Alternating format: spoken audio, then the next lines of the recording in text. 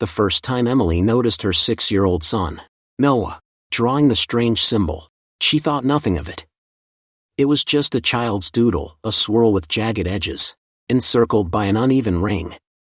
But when she saw it again the next day, and then the day after that, a small seed of worry began to sprout in her heart. "Noah, sweetheart, what are you drawing?" she asked one evening as he sat cross-legged on the living room rug, crayon in hand, lost in his own world.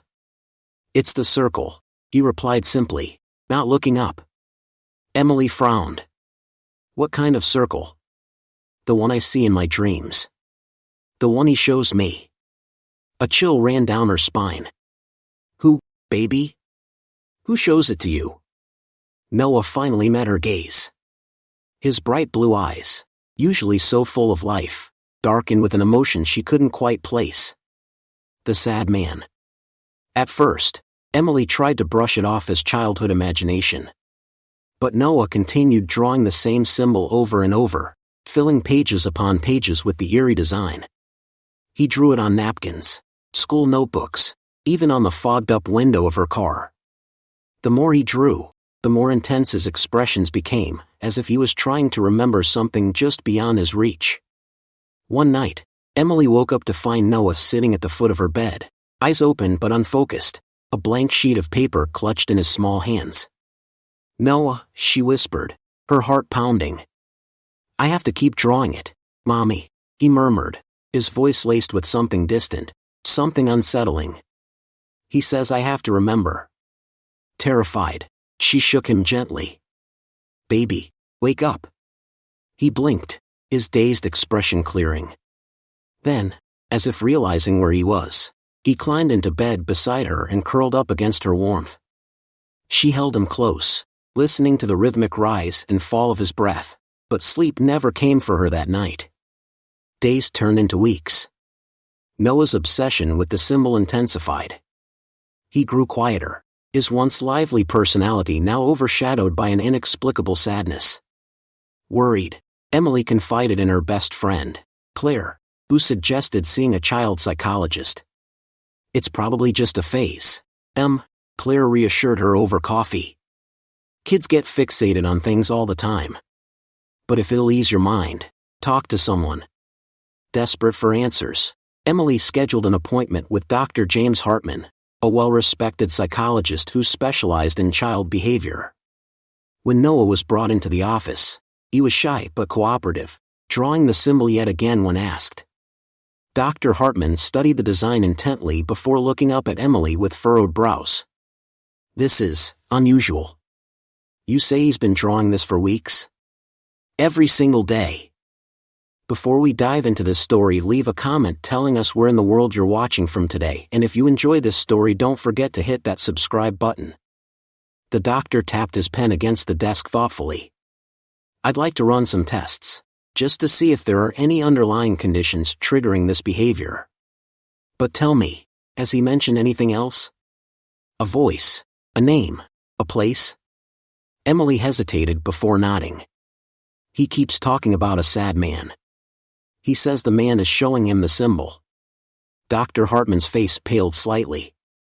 He leaned in, his voice cautious. "Has Noah ever had any exposure to historical texts, symbols, or anything of that nature?" Emily shook her head, confused. "No, not at all." "Why?" Taking a deep breath, the doctor turned the drawing around and pushed it toward her. "Because this symbol, it's not random. It's ancient." Emily's heart pounded in her chest as Dr. Hartman explained further. "This symbol is known as the Mark of the Forgotten. It appears in different variations across old manuscripts, many of which have ties to people who vanished under mysterious circumstances. It's believed to be associated with lost souls, those who died with unfinished business. Some cultures believe the mark is drawn by individuals who have an unexplained connection to a lingering spirit." Emily's breath caught in her throat. "But that doesn't make sense. Noah is just a child." Dr. Hartman hesitated. "Sometimes, children are more open to things adults can't perceive." A cold shiver ran down her spine. Was it possible that Noah was somehow communicating with a lost soul? But why? And who was this sad man? That night, she decided to gently probe Noah for more details. As she tucked him into bed, she ran her fingers through his soft curls. "Baby, can you tell me more about the sad man?" Noah's lower lip quivered. "He cries a lot, Mommy. He says he misses his little boy. He said I need to help him remember." Emily's throat tightened. "Remember what, sweetheart?"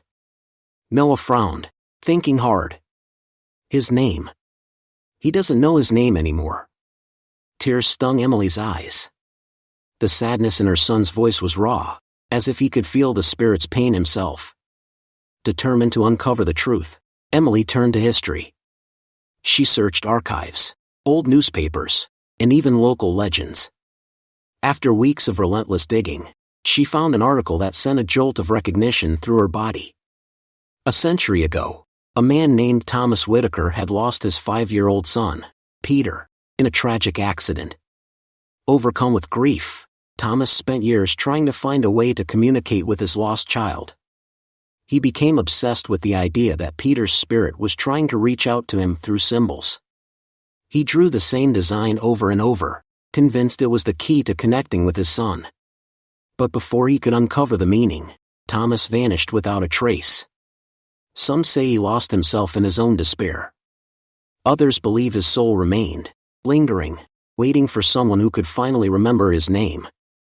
Emily sat back, her breath shaky. The story aligned too perfectly with what Noah had been experiencing. Could Thomas be the sad man Noah spoke of? And if so, what did he want?